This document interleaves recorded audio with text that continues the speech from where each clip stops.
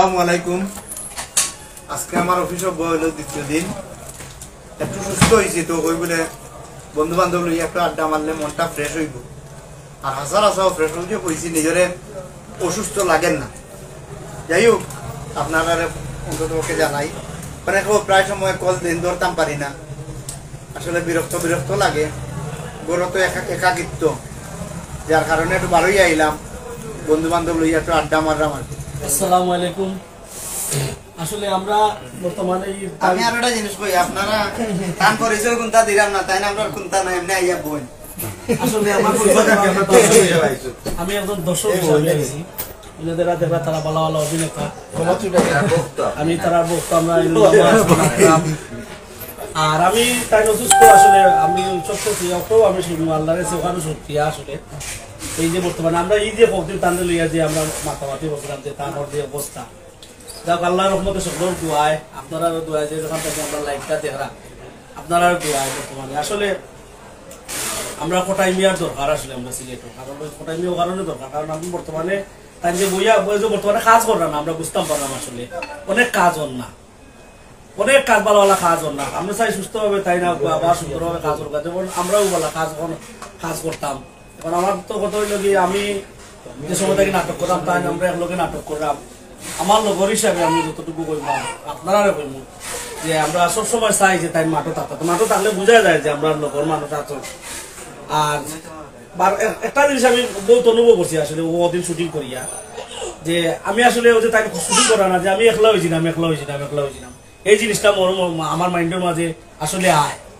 যা কোনো সময় আইনুল মামু সুয়েল ভাই আমরা যারা আছে তারা কই যে না আসলে একলা নাই, বড় সিলেট মিডিয়া অনেক বড় মিডিয়া, আসলে অনেক বড় মিডিয়া হয়েছে, আরো বড় হইতো। আমরা তো চাই বড় হইতো, বড় হইলে মনে করতো অনেক মানুষ কাজের সুযোগ হইতো। এই কাজের সুযোগটা আসলে অনেক মানুষ যখন আমার কামরুল চেষ্টা করলো, আসলে অনেক কোম্পানি তানোর কাছে বর্তমানে তানোর নাটক যায়, এই কোম্পানিগুলো তখন তানোর টিমর নাটক যায়, তাই নাই টিমর নাটক আর কিতা একটা মানুষের অভিভাবক না থাকলে একটা নাটকের পরিপূর্ণতা আয় না, অভিভাবক তো অভিভাবক।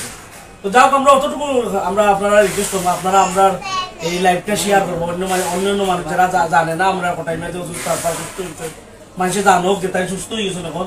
আর 2 নম্বর দিন অফিস করা, ইনশাল্লাহ অফিসে আইবা, অফিসে বইবা। আর এখন যে সামান্য জিনিস আছে, এটা বড় একটা অপারেশন গেছে হিসাবে এটা টুকটাক কিছু মানুষ অনেক দীর্ঘদিন যায় এটা ঠিক হইতে যা কষ্ট বললাম। এখন আমরা বইছই না, আর আমরাও বর্তমানে আছি, ঈশা মিডিয়া আছে, আপনারা যে যারা অনেকে আছেন সাহেব ভাই না হিসাবে ঈশা মিডিয়া আইন না বা আইটা চাইরা না, আসলে ঈশা মিডিয়া খোলা আছে, সব মানুষও আছে বা টিমর মানুষও আছেন, আমরাও আছি সব বইরাম, আপনারা আইবা ইনশাল্লাহ, ঈশা মিডিয়া সবসময় খোলা আছে।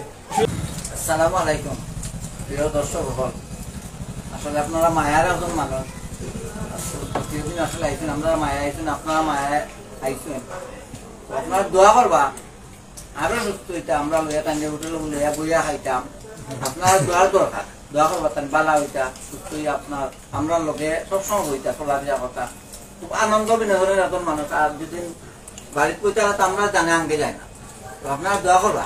আসসালামু আলাইকুম। আসসালামু আলাইকুম। দেশ বিদেশে অবস্থানরত সাহেব মুশারফ কোটাই মিয়া যারা